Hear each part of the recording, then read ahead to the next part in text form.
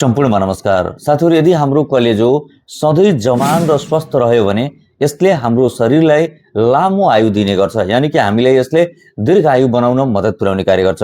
त्यसकारण साथीहरु, यदि दीर्घायु चाहनुहुन्छ भने आफ्नो कलेजोलाई सधैं स्वस्थ, निरोगी र तन्दुरुस्त बनाएको हुनुपर्छ। यानी कि कलेजोलाई पनि लामो आयु चाहिन्छ। जति कलेजो राम्रो, स्वस्थ र तन्दुरुस्त रहन्छ त्यति नै हाम्रो शरीरलाई यसले दीर्घायु बनाउन मद्दत पुर्याउने कार्य गर्छ।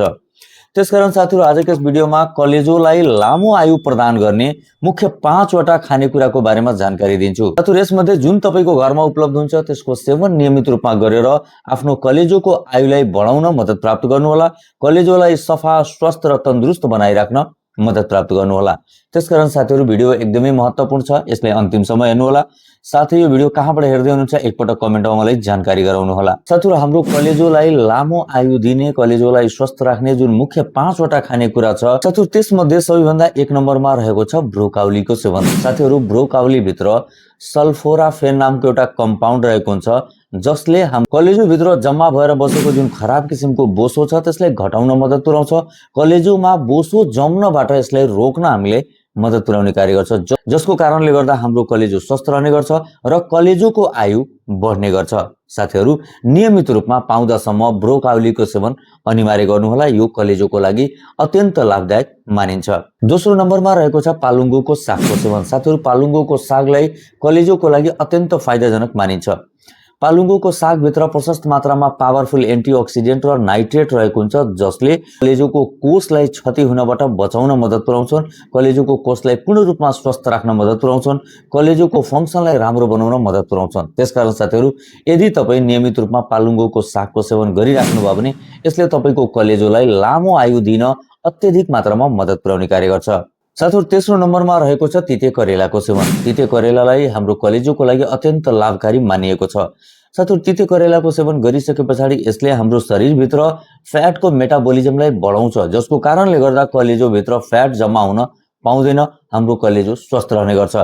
त्यसकारण साथीहरु, यदि कलेजोलाई लामो आयु दिन चाहनुहुन्छ, लामो आयुसम्म कलेजोलाई स्वस्थ र तन्दुरुस्त राख्न चाहनुहुन्छ भने नियमित रूपमा पाउँदासम्म करेलाको सेवन गरिराख्नुहोला।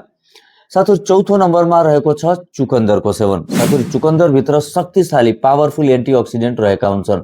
यसको साथसाथै यसमा नाइट्रेट भरपूर मात्रामा रहेको हुन्छ, जसले हाम्रो कलेजोमा अक्सिडेटिभ स्ट्रेसलाई कम गर्न मद्दत पुर्याउँछ। फलस्वरूप हाम्रो कलेजो स्वस्थ रहने गर्छ, कलेजोको फङ्क्सन राम्रो रहने गर्छ र कलेजोका कोषहरू सधैं जवान रहने गर्छन्। त्यसकारण साथीहरु, कलेजोलाई सधैं जवान बनाइराख्न चाहनुहुन्छ, यसको आयुलाई बढाउन चाहनुहुन्छ, आफ्नो कलेजोलाई जोगाउन चाहनुहुन्छ भने नियमित रूपमा एउटा निश्चित मात्रामा बीटरुट, जसलाई चुकन्दर भनिन्छ, यसको सेवन गरिराख्नुहोला। साथीहरु, 5औं नम्बरमा रहेको छ काँचो लसुनको सेवन। काँचो लसुनलाई कलेजोको लागि अत्यन्त लाभकारी मानिएको छ। काँचो लसुन भित्र एलिसिन नामको शक्तिशाली कम्पाउन्ड रहेको हुन्छ, जसले कलेजोलाई सफा र स्वस्थ राख्न हामीले मद्दत पुर्याउने कार्य गर्छ। हाम्रो कलेजोलाई फ्याटी लिभरको जुन जोखिम छ त्यसबाट बचाउन हामीले मद्दत पुर्याउने कार्य गर्छ। कलेजो भित्र कहीँ कतै सुजन, इन्फ्लामेसन छ अनि त्यसलाई घटाउन हामीले मद्दत पुर्याउने कार्य गर्छ।